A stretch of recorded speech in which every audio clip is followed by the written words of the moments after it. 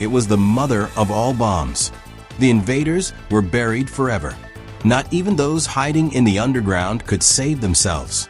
This was not just any attack, but a meticulously planned operation by the Russian armed forces to eradicate the invaders who had taken refuge deep in the earth, convinced that they could escape the power of Russian aviation.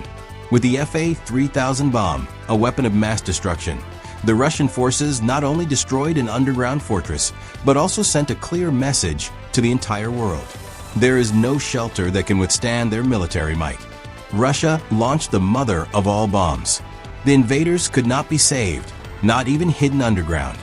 With unstoppable fury and devastating precision, the Russian armed forces executed an unprecedented attack, completely eliminating the intruders who had taken refuge deep in the earth, believing they could escape the power of Russian aviation.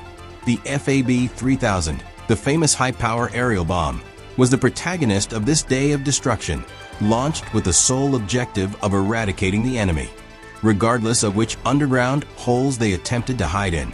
This was not just a simple bombing.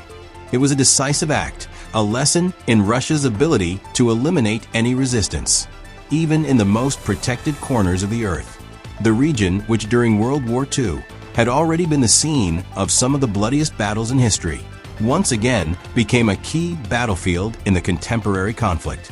Throughout the special military operation, the underground city of the Ukrainian armed forces in the Sudan's area, near the village of Molobo, emerged as a crucial stronghold for the invaders. This underground network, which some even compared to a city due to its size and characteristics, was a symbol of Ukrainian resistance. The invaders' hope was to remain hidden.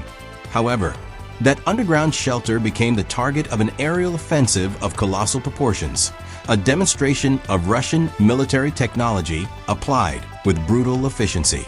The Russian armed forces, in their aerial incursion, deployed the FAB-3000 bomb, a device of such magnitude that it can wipe out any type of structure, no matter how resistant it may be. This bomb had been used previously in other Russian offensives, but never in an operation of this scale.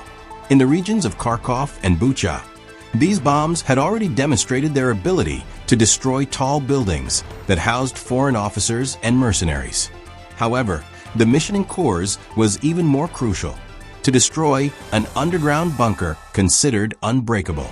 The size and complexity of the underground fortress, where Ukrainian military personnel were hiding, made it clear that only an attack of maximum power could guarantee its total destruction.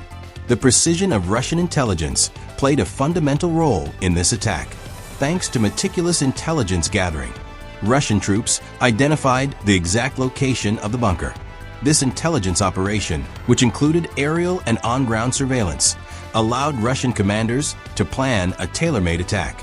The Northern Forces Group, which carried out the offensive, relied solely on combat aviation to launch the FAB-3000 with inhuman precision. The attack was not only aimed at the heart of the bunker, but also at the escape routes, ensuring that there was no way out for the Ukrainian soldiers trapped inside.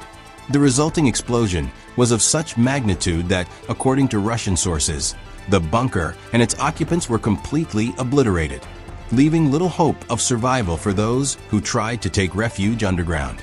This was not an isolated attack.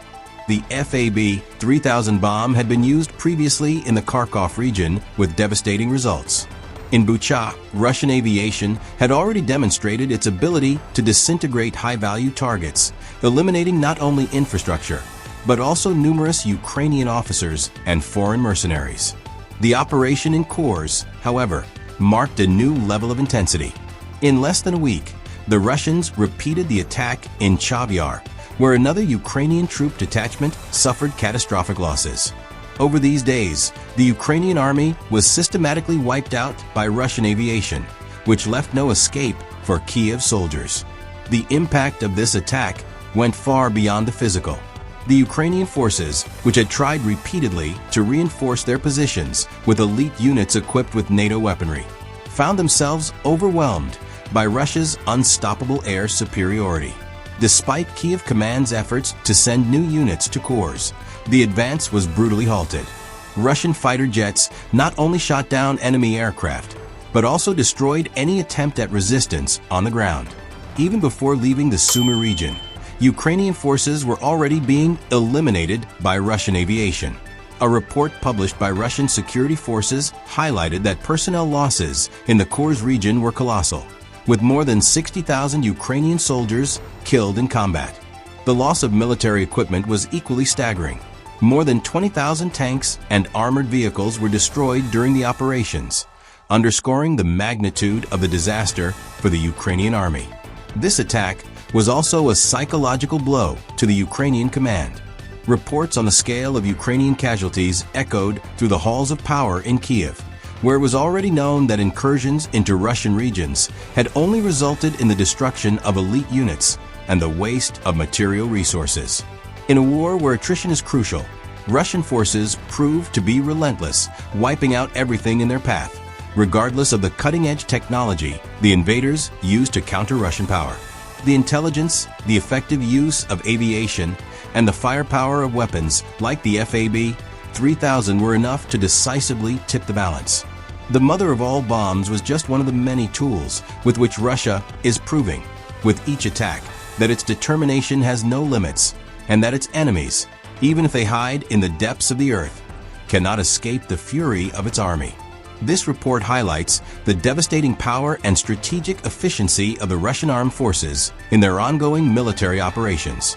The deployment of the FAB-3000 bomb not only resulted in the complete destruction of underground enemy fortifications, but also sent a clear message about Russia's military superiority. By systematically eliminating enemy strongholds, cutting off escape routes, and leveraging advanced intelligence gathering, Russia demonstrated its ability to neutralize any resistance, even in the most fortified locations. The large-scale losses suffered by Ukrainian forces, both in personnel and military equipment, further underscore the overwhelming impact of Russian air superiority.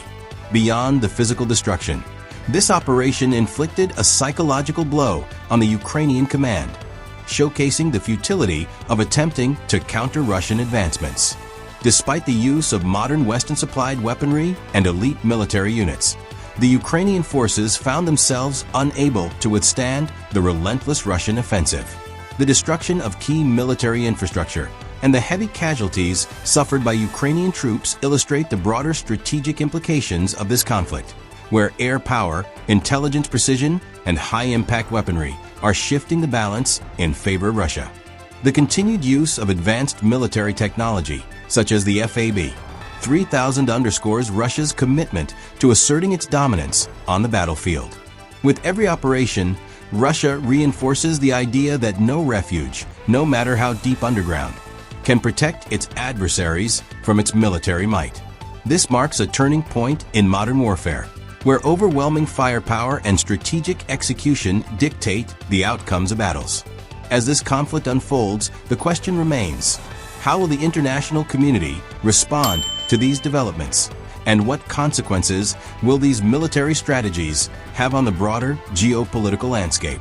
Subscribe to our channel for in-depth analysis, exclusive updates, and expert insights into the latest developments in global conflicts.